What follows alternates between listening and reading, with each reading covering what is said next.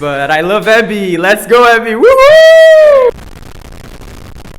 He's not actually a psychopath. Like, he's just a father. Come on, guys. He literally tortured like two guys.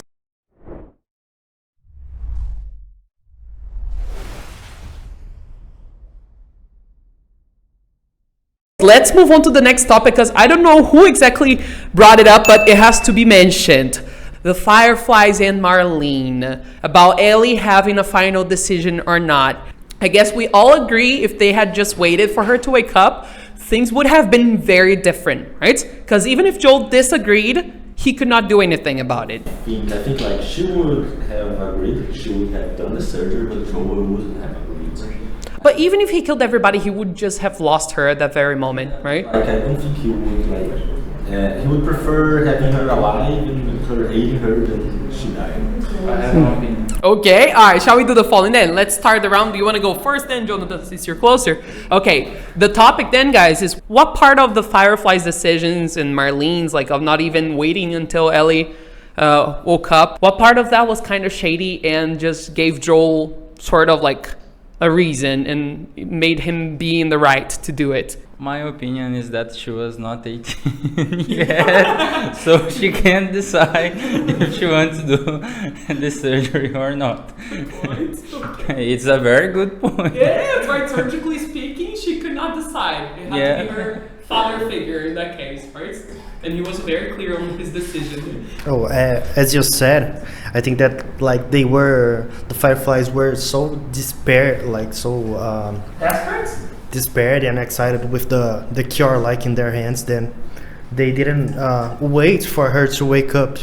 So it opened the how can I say, the path for the decision that Joe made. I guess we need more than 30 seconds to say all I want to say, but the point is, I guess even if he didn't choose to kill everyone, they would kill them after, because he was a monster, like a psychopath killer contrabandist who was trying to take a girl and kill a bunch of people before and after met her. And the point is, I guess if he didn't choose to, okay, bye Ellie, have a good end of your life, and they would kill them right after he turns his back. And the other part is the decision. I still think that is a selfish decision, because she was unconscious and he didn't know what her thought about it, and this is the point you already said. That's all. Well, since the topic is about the Fireflies, I can say the first thing is that like everything could be different, because first they didn't wait even for Joel, because when they found them, like they went straight up to the surgery. They didn't ask Joel or Ellie or anything about it. They just went straight for the surgery, and I think, in my opinion, that's what made like Joel go nuts and kill everyone, because they didn't give them choice. But imagine if it was in their side. Yeah, I guess we agree that like, they because they were very desperate, but they weren't on a time limit. There wasn't a time limit. They were desperate to find a cure, but like, why didn't they like waited to ask for Joel? There is her father. Let's be honest, they just didn't want to run the risk of them saying no. They were willing to kill her. And I agree, because he's a psychopath. Joel doing anything. Yeah, because Joel is a monster. You can see on the second game, while Ellie tries to imitate him, she can't, because Joel is very cold-hearted. Go, Lucas. Yeah, so I just agree with all of them. Like, they just rushed her to surgery and stuff like that, and everything happened because of that. So I don't have anything more to say. I just agree, you know. Like their purpose was. Yeah, their purpose. Yeah, understandable. But they died, so yeah, that's fine. Thinking about all that father figure we talked about, I think I just want to say that he's not actually a psychopath. Like, he's just a father. Come on, guys. No, he was just protecting. Before that, he didn't have a life. He didn't have a reason to live. A genocide. No, it's not a genocide. Nobody had. It was war. The Last of Us world is war. Like two guys. Whatever. You know, he's such a cool dad. I just need to add something. Go ahead.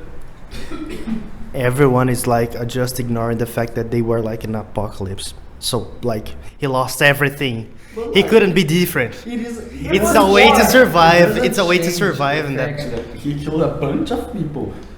But I guess like in that world, everybody did at some point. He's a but he is a monster. he's like a person who lost very everything. different from a normal survivor. He's very cold-hearted. There is this woman in the first game that was like Joe's company. Test. Yeah. Dessa. She killed a lot of people. Are you going to say that she was a psychopath? She was the most lovable person in the whole world.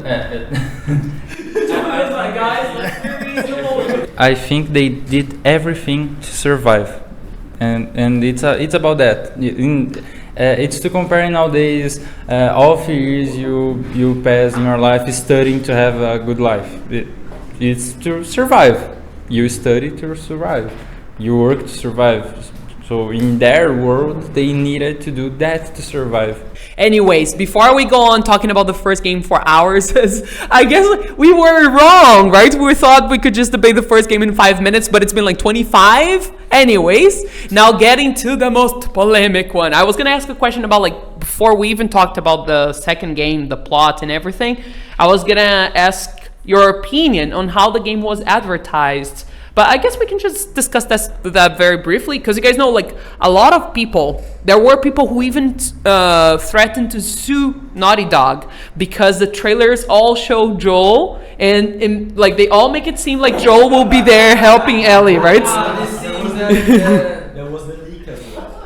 Leaks, that's right. Before the leaks, everybody believed that like someone else would have died and Joel would be there helping Ellie. Talking about like, oh, we can switch from Ellie to Joe. It would be so cool. I was one of the people who thought so. It was so heartbreaking. But I don't know if you guys agree now. Like, I guess this is a conversation worth bringing up after we debate the whole game. But after beating the game, I just like, and knowing a lot of people hated it, especially like for this reason that Joel died, right? And they were mad because they thought it was some kind of like a false advertisement because they expected Joel to be alive. I just find it funny that everybody was on board with the idea of the game being about revenge. Like whenever they said Ellie is on a quest for revenge, everybody was like, "Yay, Ellie, go Ellie!" But then they're like, that means that somebody very close to her had to die, right? And if the person to die was, for example, Dina, Ellie's girlfriend, nobody would have cared. And they would say what? Lacração. So, right? You guys know that's how they would do it. So, of course, it had to be someone really important. And who better than everyone else had reasons to be killed? Because he left a trail of blood behind him. Psychopath. Let's be honest though, like, he is the one who had to go, guys. And it's like, of course, I'm not even saying he should have died, like he deserved dying, because that's up to discussion, right?